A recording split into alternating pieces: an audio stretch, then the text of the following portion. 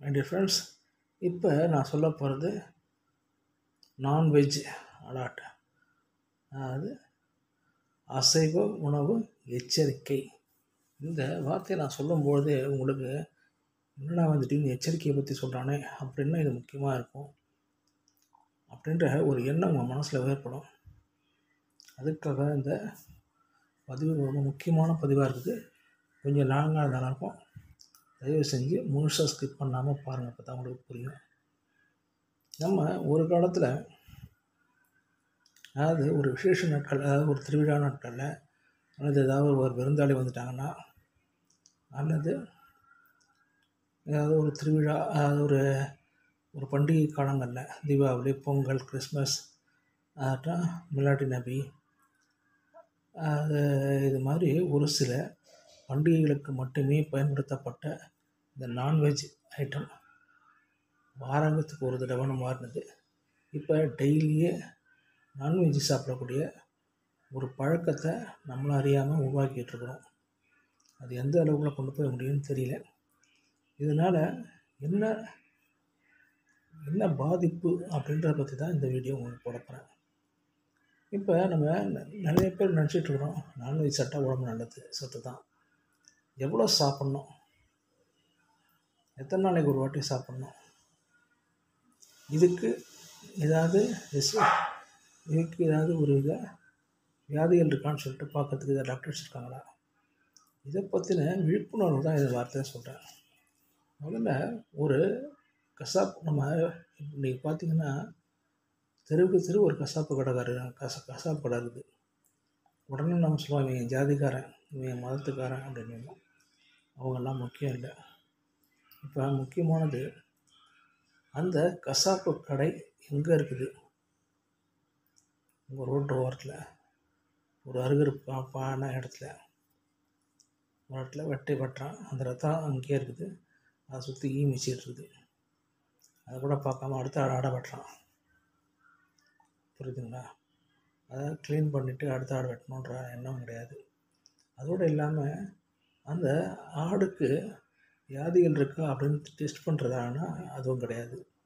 நம்ம இந்த டாக்டர்ஸ் என்ன செய்யணும்னா, சட்ட ரீதியாக சொல்கிறேன், ஒரு கசாப்பு கடை வைக்கிறோன்னா அதுக்கு முதல்ல டாக்டர் செக் பண்ணணும். செக் பண்ணிவிட்டு, அது வெட்னரி டாக்டர் செக் பண்ணிவிட்டு அது நல்லா இருக்கா அப்படின்னு சொல்லிட்டு ஒரு சர்டிஃபிகேட் கொடுக்கணும். அதுக்கப்புறம் அதுக்கு ஒரு மயக்க மருந்து போடணும். போட்டு மறுநாள் காலையில் அதை வெட்டணும். வெட்டின பிறகு திரும்பவும் அதோடைய கறி நல்லா இருக்குதான்னு சொல்லிட்டு திரும்பியும் 2வது தடவை செக் பண்ணணும். செக் பண்ண பிறகு தான் நமக்கு வெளியில் வரணும் உணவுக்காக. ஆனால் இன்றைக்கி இந்த டாக்டர்ஸ்லாம் எங்கே போனாங்கன்னே தெரில. இந்த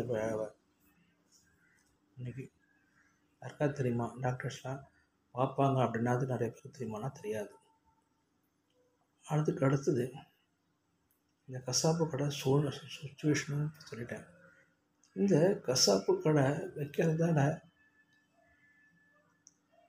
பல வியாதிகளை உருவாக்கிட்டு இருக்குது. அந்த ஆட்டுக்கு அல்லது அந்த பறவைக்கு ஏதாவது வியாதி இருக்கா அப்படின்னா நமக்கு தெரியுமா? தெரியாது. அப்படி இருக்கும்பொழுது நேரத்தில் அந்த கறியை நம்ம உண்ணுவதால் அதுக்கு வரக்கூடிய அந்த வியாதிகள் நமக்கு வரக்கூடிய சான்சஸ் இருக்குது. ஒரு சில விலங்குகளுக்கு புற்றுநோய் கூட வருது.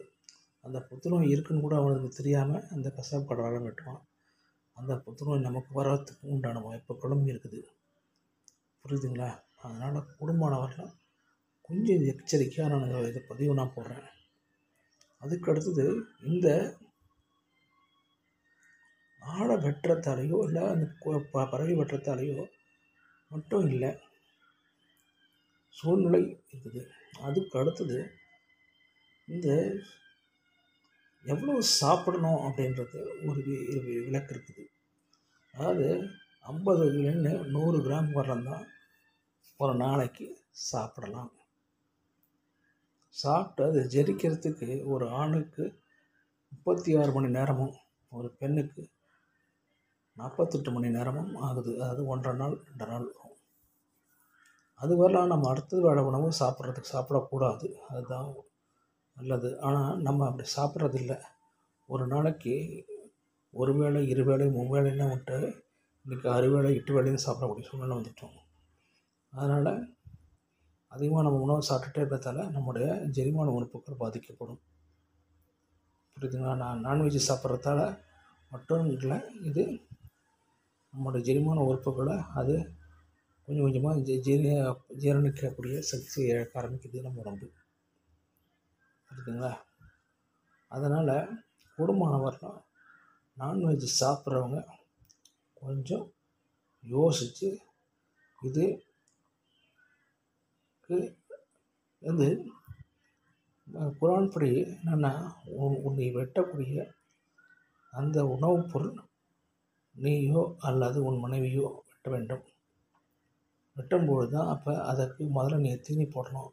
தீனி போட்டு ஒரு வாரம் அதை வச்சுருந்தா அப்படின்னா தான் அது நல்லா இதாக சாப்பிடுதா என்ன ஏதுன்ற டீட்டெயில்ஸ் உங்களுக்கு தெரிஞ்சிருக்கும்.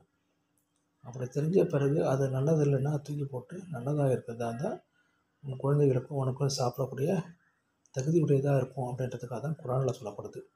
ஆனால் நம்ம அதை யாருமே குரானை படிக்கிறோமே தவிர அதை பற்றி நினச்சி கூட பார்க்குறதில்ல. அதனால் அதை கசாப்பு கடைக்காரனை விட நீங்கள் வெட்டி நீங்கள் சமைச்சு நீங்கள் சாப்பிடும்போது தான் அப்பொழுது தான் உங்களுடைய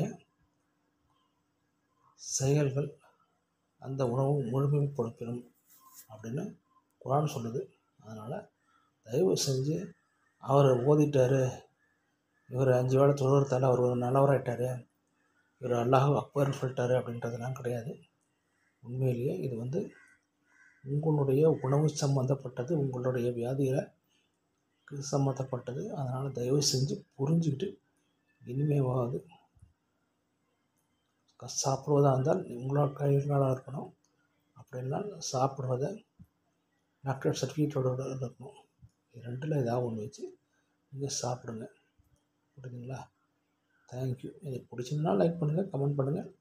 தயவு செய்து சப்ஸ்கிரைப் பண்ணிவிட்டு பெல் பட்டன் அழுத்துங்க. தேங்க்யூ.